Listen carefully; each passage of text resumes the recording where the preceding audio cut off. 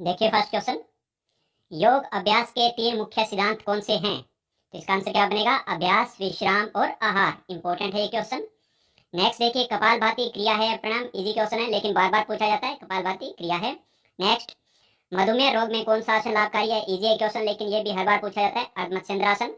Next, sarvangasana किस ग्रंथि को अधिक प्रभावित करता है? थायराइड ग्रंथि को। नेक्स्ट देखिए, कपालभाति और भस्त्रिका में क्या अंतर है? तो देखिए क्वेश्चन काफी बार पूछा गया है और अगर आप टीचिंग करवा रहे हो तो स्टूडेंट भी आपसे पूछ सकते हैं, तो आपको अच्छी तरह पता होना चाहिए। तो देखिए क्या है, कपालभाति एक क्रिया है जबकि भस्त्रिका एक प्राणायाम है। कपालभाति में एक्सलेशन स्ट्रोक सक्रिय होता है और इनहेलेशन स्ट्रोक निष्क्रिय होता है, जबकि भस्त्रिका में एक्सलेशन स्ट्रोक और इनहेलेशन स्ट्रोक दोनों सक्रिय होते हैं। तो देखिए है क्या, कपालभाति में जो आपका एक्सलेशन स्ट्रोक है, आप सांस को जो बाहर निकाल रहे हो तो वो तो एक्टिव स्ट्रोक है आपका, लेकिन जो इनहेलेशन हो रहा है, सांस जो अंदर जा रहा है, वो पैसिव है, उसमें आप कोई यत्न नहीं कर रहे। जबकि भस्त्रिका में क्या होता है, आपका इनहेलेशन और एक्सलेशन स्ट्रोक दोनों फोर्सफुल है और एक्टिव है, उसमें आप यत्न लगा रहे हो। आप एक्सलेशन स्ट्रोक में भी यत्न लगा रहे हो सांस बाहर निकालने में, और आप इनहेलेशन स्ट्रोक में सांस अंदर लेने में भी यत्न लगा रहे हो, तो दोनों एक्टिव हैं। ये मेन डिफरेंस रहेगा।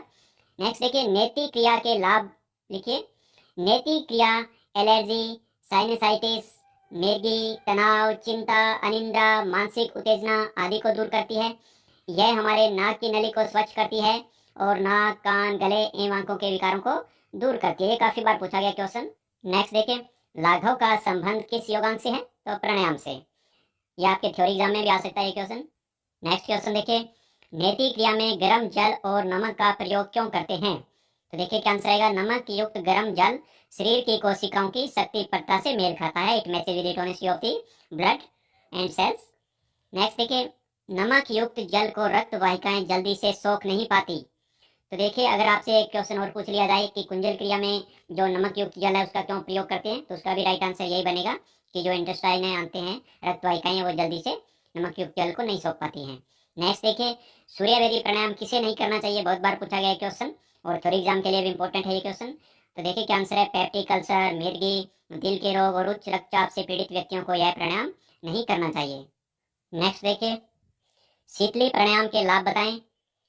यह भूख और प्यास पर नियंत्रण स्थापित करता है। यह मानसिक एवं भावनात्मक उत्तेजना और थकान को दूर करता है। यह शरीर के तापमान को नियंत्रित करने में भी सहायक है। बहुत बार पूछा गया ये क्वेश्चन। नेक्स्ट देखिए, पिंसद ध्यान क्या है? तो देखिए यह क्वेश्चन मोस्टली स्टूडेंट्स को नहीं पता होता और बुक्स में भी यह नहीं है। तो देखिए क्या रहेगा, पिंसद ध्यान में विभिन्न योग अंगों जैसे कि आसन, प्राणायाम, प्रत्याहार, धारणा के अभ्यास द्वारा मन को शुद्ध करके षट चक्र भेदन किया जाता है। मूलाधार चक्र से शुरू करके नीचे से ऊपर तक एक एक करके सभी चक्रों पर ध्यान करते हुए ध्यान को सहस्रार चक्र पर केंद्रित किया जाता है। उसके बाद पुनः ऊपर से नीचे एक एक करके सभी चक्रों पर ध्यान करते हुए ध्यान को मूलाधार चक्र पर केंद्रित किया जाता है। इसके निरंतर अभ्यास से चक्रों का जागरण होता है, आनंद की प्राप्ति होती है, अज्ञानता दूर होती है और शक्ति का उद्भव होता है। इसको भी आप अच्छी तरह से कर लीजिए। ये ज़्यादा बार तो नहीं पूछा गया है लेकिन जब भी पूछा जाता है तो स्टूडेंट्स को इसके बारे में नहीं पता होता है क्योंकि यह क्वेश्चंस बुक्स में इजीली अवेलेबल नहीं है। नेक्स्ट देखिए, धैर्य हठ योग के किस अंग से जुड़ा है? इसका क्या होगा, मुद्रा। थ्योरी के लिए भी कर लीजिए, इसको आ चुका है ये पहले एग्जाम में। नेक्स्ट है, मिताहार का क्या अर्थ है? सीमित भोजन करना ही मिताहार है। आयुर्वेद के अनुसार हमें आधा पेट भोजन करना चाहिए तथा बाकी का पानी और वायु के लिए छोड़ देना चाहिए। नेक्स्ट देखिए, सूर्य नमस्कार के मंत्र बताइए। तो देखिए फर्स्ट मंत्र क्या रहेगा, ओम मित्राय नमः। सेकंड, ओम रविये नमः। ओम सूर्याय नमः। ओम भानवे नमः। ओम खगाय नमः। ओम पुष्णे नमः। ओम हिरण्यगर्भाय नमः। ओम मरीच्याय नमः। ओम आदित्याय नमः। ओम सावित्रे नमः। ओम अर्काय नमः। ओम वस्त्राय नमः। तो यह क्वेश्चन भी बहुत बार पूछा गया, इनको आप अच्छी तरह से कर लीजिए। नेक्स्ट देखिए, कोई 4 मंत्र बताइए। तो इनमें देखिए आपसे 2 मंत्र पूछे जा सकते हैं, तो इनको आप जो भी आपको ठीक लगे वो आप कर लीजिए। फर्स्ट गायत्री मंत्र है, उसके बाद महामृत्युंजय मंत्र है, पवमान मंत्र है, उसके बाद गुरु मंत्र है। तो इनमें से आप कोई 2 लर्न कर लीजिए जो आपको ठीक लगे। नेक्स्ट देखिए, तड़ागी मुद्रा का अभ्यास कैसे करते हैं? तो देखिए इसका आंसर क्या बनेगा, एक आरामदायक आसन जैसे कि पश्चिमोत्तानासन में बैठ जाएं, दोनों पैरों को आगे फैलाकर सिर व रीढ़ को सीधा रखते हुए नितंबों से झुकते हुए हाथों से पैरों के पंजों को पकड़ें, कमर सीधी रखते हुए लंबी श्वास लेकर पेट में वायु भरें, थोड़ी देर श्वास रोकें, फिर धीरे धीरे श्वास छोड़ दें। नेक्स्ट देखिए, योनि मुद्रा का अभ्यास कैसे करते हैं? सबसे पहले सिद्धासन में बैठकर दोनों अंगूठों से दोनों कानों को बंद करें। इस प्रकार तर्जनी उंगलियों से आंखों को, मध्यमाओं से नासिका को और अनामिका से मुख को बंद करें। काकी मुद्रा द्वारा श्वास खींचकर अपान में मिलाएं। धीरे धीरे षट चक्रों पर ध्यान लगाते हुए कुंडलिनी शक्ति को जगाकर सहसार में जाएं। यह योनि मुद्रा। नेक्स्ट देखिए, तामसिक भोजन क्या है। तामसिक वह भोजन है जिसके कारण शरीर में थकान, सुस्ती, अनिद्रा, मोटापा, मधुमेह तथा अन्य विभिन्न प्रकार के रोग उत्पन्न होते हैं, जैसे कि अंडा, मछली, घी, तेल एवं तला हुआ भोजन। नेक्स्ट देखिए, पश्चिमोत्तानासन के क्या लाभ हैं। यह क्वेश्चन भी काफी बार पूछा गया। इस आसन के अभ्यास से प्राण का प्रवास सुषुम्ना नाड़ी में होने लगता है, शरीर की जठराग्नि तीव्र होती है और पेट की वसा कम होती है। नेक्स्ट देखिए, वायु मुद्रा का अभ्यास कैसे करते हैं, इसके क्या लाभ हैं। तो देखिए, वायु मुद्रा की क्या विधि रहेगी। तर्जनी अंगुली के अग्रभाग को अंगूठे के निचले छोर पर लगाकर अंगूठे से दबाएं। तो देखिए क्या रहेगा, ये है वायु मुद्रा। तो देखिए, इसमें जो फोर फिंगर है इसको अंगूठे के नीचे लगा के और अंगूठे से इसको दबाएंगे, ये है वायु मुद्रा। देखिए लाभ क्या है इसके। इस मुद्रा के अभ्यास से वायु विकार दूर होते हैं। गठिया, लकवा, संधिवात, घुटने का दर्द, सिर दर्द आदि रोग ठीक होते हैं। नेक्स्ट देखिए, अपान मुद्रा का अभ्यास कैसे करते हैं, इसके क्या लाभ हैं। विधि देखिए, अनामिका और मध्यमा उंगलियों के अग्रभाग को अंगूठे के अग्रभाग से लगाएंगे। तो देखिए, यह है अपान मुद्रा। लाभ देखिए इसके, इस मुद्रा के अभ्यास से हृदय एवं गुर्दे के रोग, दांतों के रोग, मधुमेह, मूत्रावरोध आदि दोष दूर होते हैं। नेक्स्ट देखिए, प्राण मुद्रा। प्राण मुद्रा का अभ्यास कैसे करते हैं, इसके क्या लाभ हैं। विधि देखिए, अनामिका और कनिष्ठा के अग्रभाग को अंगूठे के अग्रभाग से मिलाएंगे। लाभ, इस मुद्रा के अभ्यास से शरीर की रोग प्रतिरोधक क्षमता बढ़ती है और शरीर में शक्ति एवं ऊर्जा का संचार होता है। तो देखिए, ये है प्राण मुद्रा। नेक्स्ट देखिए, सूर्य मुद्रा का अभ्यास कैसे करते हैं, इसके क्या लाभ हैं। तो देखिए क्या विधि रहेगी, अनामिका के अग्रभाग को अंगूठे के मूल भाग में लगाकर अंगूठे से इसे दबाएं। लाभ, इसके अभ्यास से मोटापा दूर होता है। यह मुद्रा तनाव, मधुमेह आदि दोषों को दूर करती है। तो देखिए, ये है सूर्य मुद्रा। नेक्स्ट देखिए, हठ योग प्रदीपिका के अनुसार शुद्धि क्रियाओं का सही क्रम क्या है। तो देखिए, हठ योग प्रदीपिका और घेन संहिता पे काफी क्वेश्चन पूछे जाते हैं एग्जाम में, जिनको आप अच्छी तरह से कर लीजिए। तो सही क्रम देखिए, धोती, बस्ती, नेति, त्राटक, नोली एवं कपालभाति। नेक्स्ट देखिए, घेन संहिता के अनुसार शुद्धि क्रियाओं का सही क्रम क्या है। धोती, बस्ती, नेति, नोली, त्राटक एवं कपालभाति। थ्योरी एग्जाम के लिए भी काफी इंपॉर्टेंट है, इनको अच्छी तरह से कर लीजिए। सूर्य नमस्कार का वर्णन किन ग्रंथों में मिलता है, सौर ग्रंथों में। नेक्स्ट देखिए, घेन संहिता के अनुसार कितने प्रकार की धोती क्रिया होती है। तो मुख्यतः 4 प्रकार की, दंड धोती, हरित धोती, अंधोती और मूल शोधन। नेक्स्ट देखिए, धोती क्रिया किस तरह के विकारों को दूर करती है। धोती क्रिया अस्थमा, पित्त, बलगम, श्लेष्मा, अम्लता, ब्रोंकाइटिस आदि विकारों को दूर करती है। थ्योरी एग्जाम के लिए भी काफी इंपॉर्टेंट है क्वेश्चन। नेक्स्ट देखिए, वस्त्र धोती में इस्तेमाल होने वाले वस्त्र की चौड़ाई कितनी होती है, लगभग 4 इंच। नेक्स्ट देखिए, हठ योग प्रदीपिका के अनुसार धोती क्रिया से कौन से 20 प्रकार के रोग ठीक होते हैं। तो कफजन्य रोग। नेक्स्ट है, अंध धोती के कितने प्रकार हैं। 4 प्रकार हैं, वातसार, वारिसार, अग्निसार और बहिष्कृत। नेक्स्ट देखिए, दंत धोती के कितने प्रकार हैं। 4 प्रकार, दंतमूल, जीवामूल, कर्णरंध्र और कपालरंध्र। देखिए, ये एक ऐसा क्वेश्चन है जिसमें टीचर्स को भी और स्टूडेंट्स को भी काफी कंफ्यूजन रहती है। देखिए, जब आपके एग्जाम में क्वेश्चन आता है कि महर्षि घिरन के अनुसार दंत धोती के कितने प्रकार हैं, तो उसमें आप वहाँ पे ऑप्शन अगर 4 और 5 हो तो वहाँ पे आपको 5 टिक करना होगा। यूजीसी नेट में एक क्वेश्चन आया तो उन्होंने 5 इसको सही माना है। तो देखिए, इसमें कंफ्यूजन क्यों होती है कि जब आप घेरन संहिता पुस्तक पढ़ते हो तो उसकी जो फर्स्ट टेबल दी हुई है, तो टेबल में वहाँ पे दंत धोती 4 प्रकार की बताई गई है। लेकिन जब आपका उसको डीप में पढ़ते हो तो वहाँ भी वो यह नहीं कहते हैं कि कर्णरंध्र को मिला के और 5 प्रकार की हैं, लेकिन यूजीसी नेट ने 5 प्रकार की मान ली है। वो इसलिए मान लिया कि वहाँ पे कर्णरंध्र को 2 सेपरेट उसमें बता दिया गया है, लेफ्ट ईयर और राइट ईयर के लिए सेपरेट टेक्निक तो सेम है, लेकिन उनको बता दिया है कि दोनों को करेंगे, तो वहाँ पे उन्होंने 5 मान लिया है। तो अगर यूजीसी नेट ने इसको 5 माना है तो आप इसको 5 कर लीजिए, क्योंकि यूजीसी नेट के खिलाफ हम नहीं जा सकते, उनके आंसर की हमें माननी पड़ेगी। तो इसको अगर आपके ऑप्शन में आता है, थ्योरी एग्जाम में आता है कि 4 प्रकार हैं, 5 प्रकार हैं, 3 है या 2 हैं, 4 ऑप्शन दिए होंगे, तो उसमें आप 5 पे टिक कर देना। नेक्स्ट देखिए, हरित धोती के कितने प्रकार हैं। 3 प्रकार, दंत धोती, वमन धोती, वस्त्र धोती। नेक्स्ट है, कपाल भाती क्रिया के कितने प्रकार हैं। तो 3 प्रकार हैं, वात क्रम, शीत क्रम और व्युत क्रम। नेक्स्ट देखिए, हठ योग प्रदीपिका में कितने आसनों का वर्णन मिलता है। 15 आसनों का। तो आपसे क्वेश्चन पूछा जा सकता है कि हठ योग प्रदीपिका के किन्हीं 7 आसनों का बताइए, या किन्हीं 10 आसन के बारे में बताइए, कौन कौन से आसन है। तो इस तरह के क्वेश्चन आपसे पूछे जा सकते हैं। वहाँ आपको ध्यान रखना है कि आपसे अगर हठ योग प्रदीपिका के 10 आसन पूछे जाते हैं तो वहाँ पे आप घेरण संहिता का कोई भी आसन इंक्लूड आपको वहाँ पे नहीं करना है। नेक्स्ट देखिए, घेरण संहिता के अनुसार बस्ती क्रिया के प्रकार बताएं। तो 2 प्रकार, जल बस्ती और स्थल बस्ती। नेक्स्ट देखिए, स्वामी स्वात्माराम के अनुसार आसन करने से क्या प्राप्त होता है। तो क्या होगा, स्वास्थ्य, स्थिरता और हल्कापन। मोस्ट इंपोर्टेंट क्वेश्चन है ये, थ्योरी के लिए भी और प्रैक्टिकल के लिए। घेरण संहिता और हठ योग प्रदीपिका में परिणाम के कितने प्रकार का वर्णन मिलता है। 8 प्रकार के, दोनों में 8 प्रकार के प्राणायाम बतलाए गए हैं। घेरण संहिता में कितने आसनों का वर्णन किया गया है, 32 आसनों का। नेक्स्ट देखिए, घेरण संहिता में वर्णित 8 प्रकार के प्राणायाम कौन से हैं। यह क्वेश्चन बहुत बार पूछा गया प्रैक्टिकल एग्जाम में, इनको अच्छी तरह से कर लीजिए। सूर्यभेदी, भस्त्रिका, उज्जाई, भ्रामरी, शीतली, मूर्छा, सहित और केवली। इसी प्रकार आपसे हठ योग प्रदीपिका के प्राणायाम पूछे जा सकते हैं। नेक्स्ट देखिए, पूरक, रेचक और कुंभक का क्या अर्थ है। इजी है क्वेश्चन, लेकिन ये पूछा जाता है पूरक, रेचक और कुंभक के बारे में, इनको आप कर लीजिए, पता होगा आपको ये। नेक्स्ट देखिए, हठ योग प्रदीपिका में 8 प्रकार के प्राणायाम कौन कौन से हैं। सूर्यभेदी, भस्त्रिका, उज्जाई, भ्रामरी, शीतली, मूर्छा, शीतकारी और प्लाविनी। तो देखिए क्वेश्चन इस प्रकार भी पूछे गए हैं कि ऐसे कौन से 2 प्राणायाम हैं जो हठ योग प्रदीपिका में हैं लेकिन घेरण संहिता में नहीं है। तो इसको आप कंपेयर कर लीजिए दोनों को, कौन से 2 इनमें हैं और कौन से 2 इनमें हैं जो अलग अलग हैं। तो ये आप अच्छी तरह से करिए, इसको पूछा गया एग्जाम में बार बार। तो देखिए, इसमें घेरण संहिता में शीतकारी और प्लाविनी नहीं है, लेकिन हठ योग प्रदीपिका में ये दोनों हैं। कौन से, शीतकारी और प्लाविनी। हठ योग प्रदीपिका में है लेकिन घेरण संहिता में नहीं है। इसी प्रकार जो सहित और केवली कुंभक हैं वो घेरण संहिता में तो हैं परंतु हठ योग प्रदीपिका में नहीं है। ये आपको डिफरेंस याद रखना है। नेक्स्ट देखिए, हठ योग प्रदीपिका में वर्णित मुद्रा में बंद कौन कौन से हैं।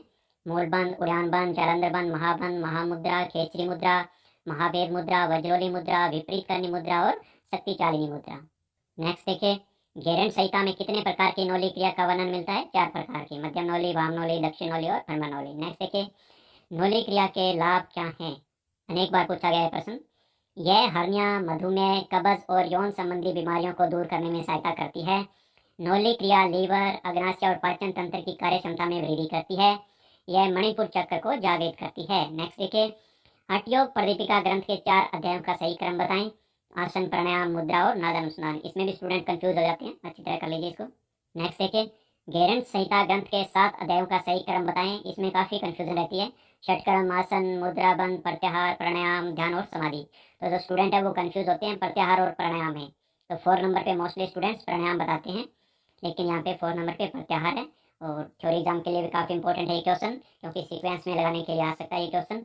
वारिसार अंत धोती किस अन्य नाम से भी जानी जाती है। तो ये आपको पता होगा। नेक्स्ट देखिए, संघ प्रक्षलन क्रिया के दौरान कौन से 5 आसनों का प्रयोग किया जाता है। Very important question, UGC net के एग्जाम में आ चुका है ये थ्योरी एग्जाम में, और प्रैक्टिकल एग्जाम में भी बार बार पूछा जाता है और आपसे आसन करवा के भी देखे जा सकते हैं। तो आप इनको कर लीजिए। ताड़ासन, त्रियक ताड़ासन, त्रियक भुजंगासन, कटी चक्रासन और उदार कृष्णासन। नेक्स्ट देखिए, वमन धोती क्रिया के कितने प्रकार हैं। 2 प्रकार, कुंजल और व्याघ्र। नेक्स्ट, कुंजल क्रिया के लाभ क्या हैं। यह पाचन प्रणाली को साफ करती है और पित्त एवं अम्लता को दूर करती है। नेक्स्ट देखिए, व्याघ्र क्रिया के लाभ क्या हैं। यह शरीर से अपचित भोजन के बाहर निकालने में सहायता करती है। यह पक्ष को दूर करती है और जठराग्नि को तिरव करती है। नेक्स्ट देखिए, घेरण संहिता के अनुसार वस्त्र धोती क्रिया के दौरान प्रयोग किए जाने वाले कपड़े की चौड़ाई और लंबाई कितनी होनी चाहिए। तो चौड़ाई 8 से 10 सेंटीमीटर और लंबाई 6 मीटर। नेक्स्ट देखिए, जल बस्ती और सथल बस्ती क्रियाओं के अभ्यास के दौरान कौन से आसनों का प्रयोग किया जाता है। वेरी इंपॉर्टेंट क्वेश्चन, जल बस्ती के दौरान उत्कटासन और स्थल बस्ती के दौरान पश्चिमोत्तानासन। नेक्स्ट, जल बस्ती क्रिया का अभ्यास प्रतिदिन करना चाहिए, सत्य, असत्य, असत्य। नेक्स्ट, सूत्र नीति क्रिया का अभ्यास प्रतिदिन करना चाहिए, सत्य या असत्य। तो असत्य।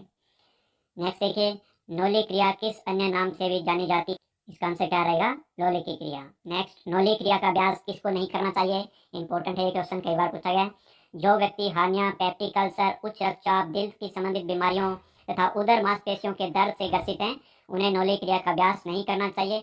नेक्स्ट देखिए, पतंजलि योग सूत्र में कितने प्रकार के प्राणायाम का वर्णन मिलता है।